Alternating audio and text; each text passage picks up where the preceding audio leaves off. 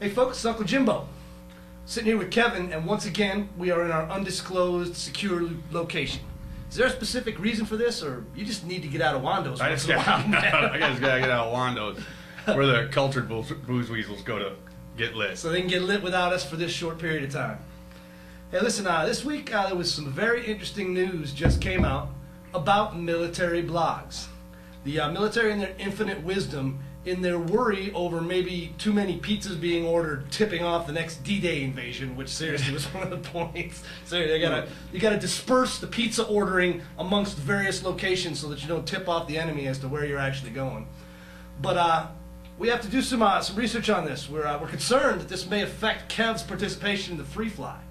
This might have to turn into a Penn and Teller style show. I don't think so. You don't think so? I can't shut up. I think that's true. I think if it actually did try and stop you, we'd have to violate anyhow.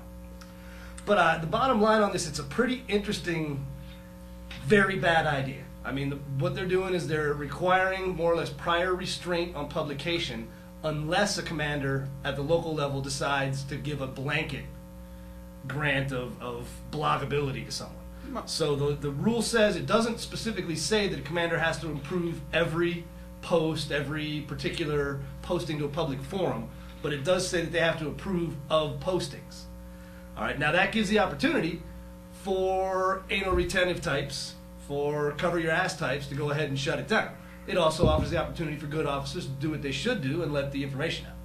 And it also allows them to monitor and control Opsec.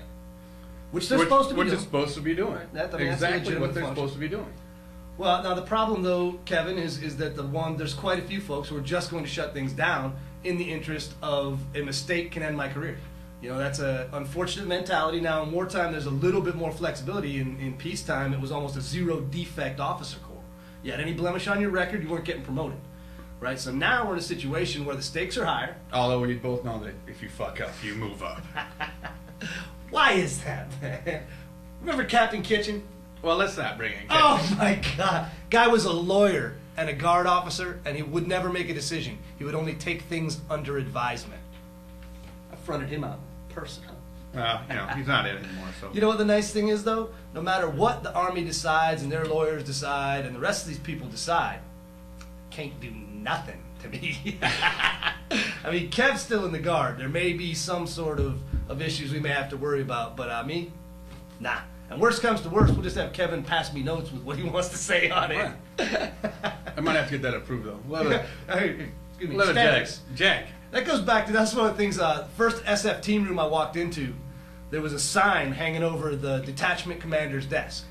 And this sign would go up every time this team got a new detachment commander, which was about every 18 months, which is the only officer on the team full of senior NCOs. And that sign said, "Shut up, sir. We'll throw you a pen when we want you to sign something." So we can work something out, too. We'll make it happen. All right. Jesus, I wish we didn't have to talk to him, but he will not shut up, and he's such a meathead that they have him on all the talk shows. Murtha did it again, dude. Murtha's at it.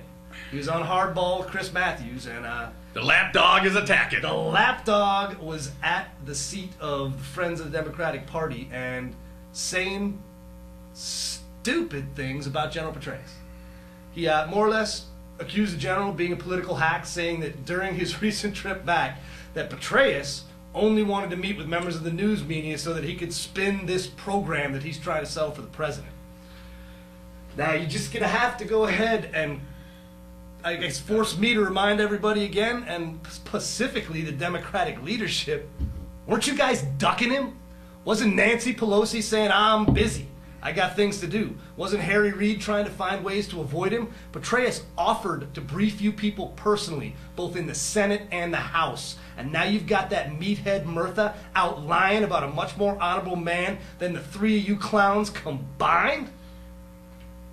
Sickening. Really. Idiots. Dumbasses.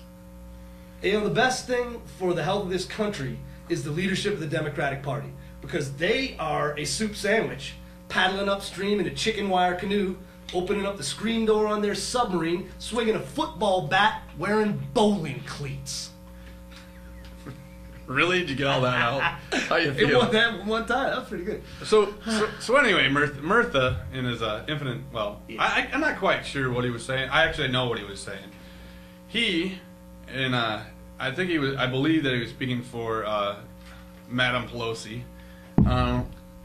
That Petraeus, the commander on the ground, was vying for the next presidency. Is that what it I is? think that's what it is. Wow. I Think his little bean could get around all that? I think That little peanut. Like, in the holy midst of cow! that big meat I gotta head? shut up. Maybe I'll make something up and say that General Page said. Pace. Was it Pace or Page? I think it was Pace that he was saying.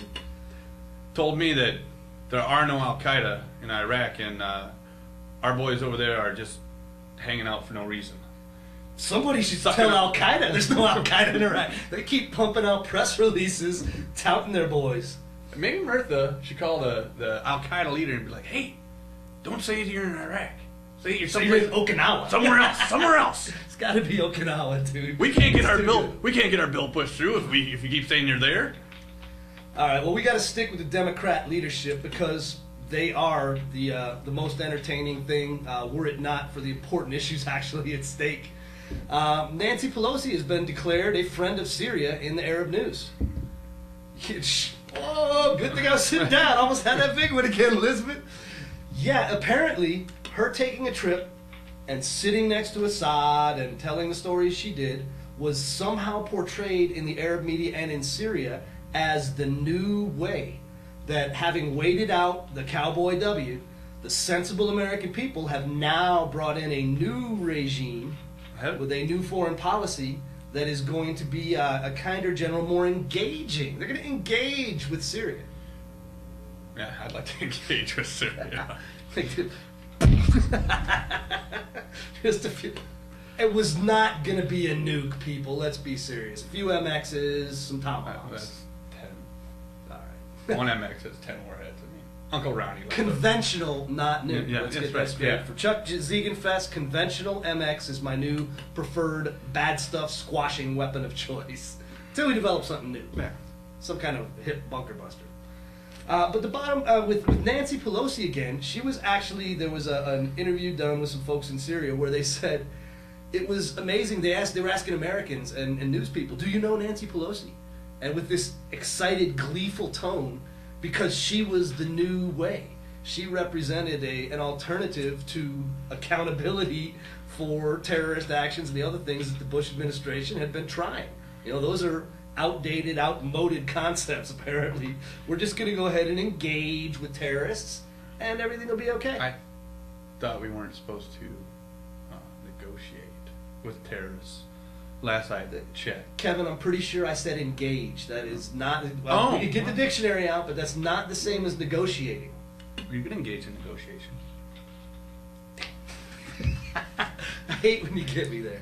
And today, and since we're filming on Wednesday, the House attempted to override the veto the evil Cowboy W did defunding the troops. Did you know that is what happened?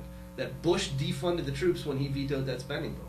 Really? I guess, yeah, technically it's correct. Well, I thought he was vetoing the timeline and the pork that was rolled in. Kevin, you misunderstand completely. President Bush, in his desire, his overwhelming imperialistic desire to continue the war in Iraq, is defunding the troops. Oh. I don't know. You'll have to read Daily Kos or Huffington Post to get the answer to that one. I didn't manage that today, and I honestly couldn't wrap my peanut-sized little brain around that concept. We got anything else we need to do? Oh yeah, yesterday. And I am a big supporter of some people. Anyway, yesterday I was cruising around Madison, capital of Wisconsin, I believe, and I came across the rally for illegal immigrants or immigrants in America, and God's sakes, we're all about immigration in America because that's how the country was. My grandparents immigrated. Yeah, my grandparents did. More or less a second and a half generation I American. haven't been here that long either. My family isn't either, but hey, you want to make a great new day, and you want to come to this country and be a productive part of this nation. You want to get other people on your side. I need it in English. I don't speak Spanish. I'm sorry. And I know there's other immigrants in this country other than Spanish people. That's all I heard was Spanish. And I understood that it was Spanish. I just didn't understand what you were saying. So maybe you have to have an interpreter for dumb guys like myself. But I didn't understand it. And when you march, quit blocking traffic. It really bugs me. Oh, geez, there weren't very many this year, so it wasn't a whole lot of traffic that got blocked. It was blocked. A couple blocks got blocked was about it.